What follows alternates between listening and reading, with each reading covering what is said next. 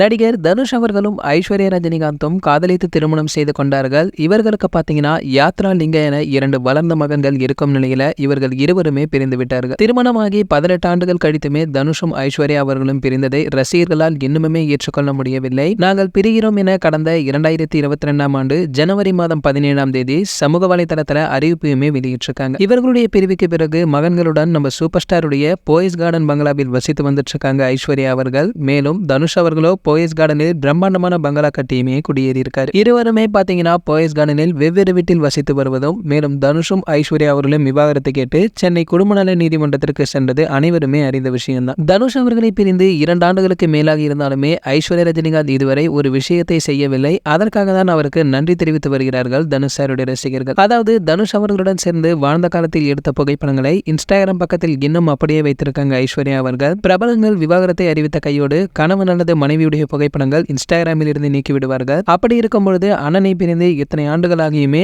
அவருடைய புகைப்படங்களை நீக்காமல் வைத்திருக்கும் உங்கள் மனதோ மனது என்று தனுஷ் சாருடைய ரசிகர்களுமே வாழ்த்திருக்காங்க. மேலும் தனுஷ் அவர்களை பிரிந்த பிறகு லால்சலாம் என்ற ஒரு திரைப்படத்தை இயக்கி வெளியிட்டிருக்காங்க ஐஸ்வர்யா அவர்கள். சூப்பர் ஸ்டார் அவர்கள் நடித்த அந்த திரைப்படம் ஓடவில்லை என்றாலும் கூட நம்ம தனுஷ் அவர்கள் இயக்கி நடித்து வெளியிட்ட ராயன் திரைப்படம் சூப்பர் டூப்பர் ஹிட்டுமே கொடுத்திருக்கு. ராயன் திரைப்படத்தில் ரிலீஸ் ஆன 2 நாட்கள்ல 50 கோடி வசூலும், மேலும் 6 நாட்கள்ல 107 கோடி வசூலுமே செய்து வந்திருக்கு. தனுஷ் சாருடைய கெரியர்ல மிகப்பெரிய ஓப்பனிங் பெற்ற திரைப்படமும், அதிவேகத்துல ரூபாய் 100 கோடி வசூல் செய்த படம் என்கிற பெருமையுமே பெற்று வந்திருக்கு ராயன் திரைப்படம். 2 தம்பிகள் தங்கை மீது பாசம் வைத்திருக்கும் அண்ணனாக நடித்து ரசிகர்களை கவர்ந்திருக்காரு தனுஷ் அவர்கள். மேலும் சன் பிக்சர்ஸ் நிறுவனம் தயாரிக்க ராயன் படத்திற்கு இசை புயல் ஏ.ஆர். ரஹ்மான் அவர் இசை பாத்தீங்கன்னா பக்கபலமாகவும் அமைந்து வந்திருக்கு.